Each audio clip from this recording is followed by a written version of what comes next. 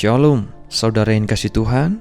Puji Tuhan, melalui pembahasan ini saya percaya kita akan semakin dikuatkan, dibangkitkan iman kita, kasih karunia dan damai sejahtera melimpahi kita. Kita akan lihat apa yang Yesus katakan di dalam Matius 18 ayat 20.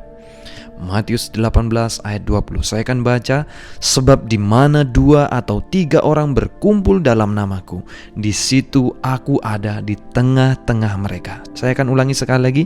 Sebab di mana 2 atau 3 orang berkumpul dalam namaku, di situ aku ada di tengah-tengah mereka. Inilah sesungguhnya yang kita butuhkan, kehadiran Yesus.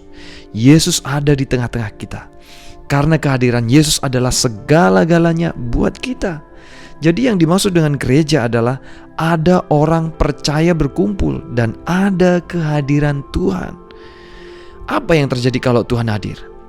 Kita akan melihat gambaran tentang gereja, jemaat Tuhan, dan apa yang terjadi di dalam gereja dari perjanjian lama. Jadi di mana kita bisa menemukan gereja atau jemaat Tuhan di dalam perjanjian lama? Di perkemahan bangsa Israel. Ketika bangsa Israel berkemah di padang gurun. Dan kalau kita melihat, Allah memerintahkan kepada Musa untuk membuat kemah suci, supaya Allah berdiam di tengah-tengah mereka. Inilah gereja di dalam perjanjian lama. Saat itu Allah ada di perkemahan bangsa Israel, di padang gurun, mencukupkan semua kebutuhan bangsa itu, melindungi bangsa itu, memimpin bangsa itu kemanapun bangsa itu melangkah. Demikian juga sekarang, Allah ada di dalam gereja, Allah ada di dalam jemaatnya, Allah ada di tengah-tengah keluarga kita, mencukupkan semua kebutuhan kita, melindungi kita, memimpin kita kemanapun kita melangkah. Kalau kita perhatikan baik-baik kehidupan bangsa Israel di padang gurun, mereka benar-benar hidup dari iman kepada Tuhan. Di padang gurun tidak ada padang rumput, tidak ada makanan, tidak ada air setetes pun. Tetapi mereka menerima semuanya itu hari demi hari dari tangan Tuhan. Dengan kata lain, hidup mereka di padang gurun setiap harinya hanya bergantung kepada Tuhan Allah. Dan Tuhan ada bersama-sama dengan mereka. Mungkin orang akan berkata, apa? Kita tinggal di padang gurun? Nggak mungkin lah. Mau makan apa di padang gurun? Mau makan angin? Mau makan pasir? Orang-orang mungkin akan berkata, bagaimana mereka makan? Kurang lebih 2-3 juta orang di padang gurun selama 40 tahun. Bisa dibayangkan bagaimana dengan logistiknya, seberapa banyak persediaan makanannya, seberapa besar gudang makanannya, bagaimana bangsa Israel bisa makan di padang gurun. Banyak sekali mungkin pertanyaan-pertanyaan seperti itu. Tetapi jawabannya hanya satu.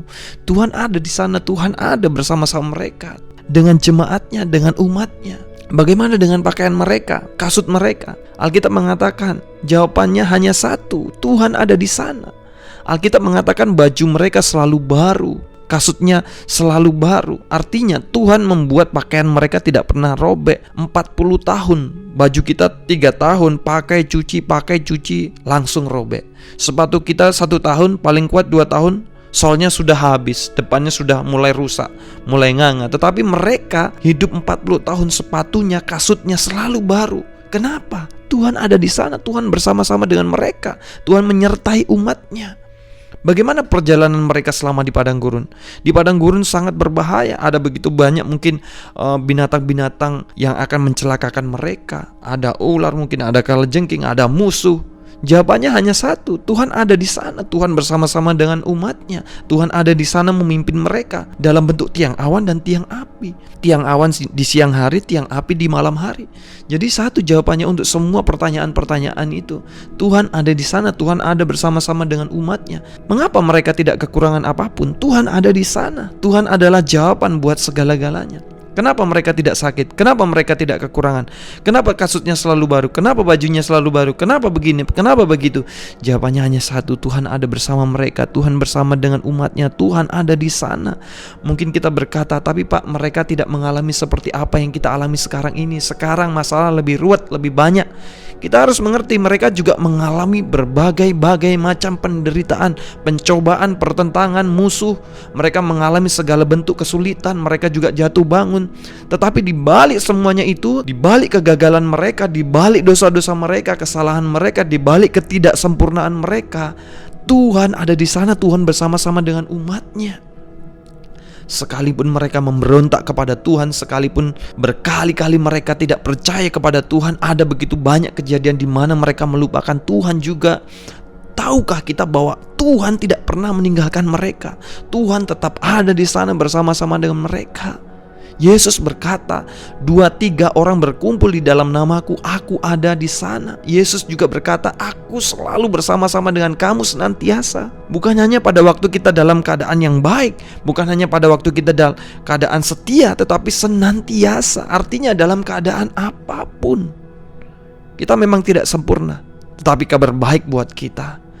Janjinya Yesus selalu ada bersama-sama dengan kita senantiasa sampai kesudahan zaman. Tuhan ada di sini. Tuhan ada bersama keluarga kita. Dimanapun kita berada, kita akan dipuaskan dan menikmati segala yang baik yang ada di surga. Amin. Selamat menikmati kebaikan Tuhan. Haleluya.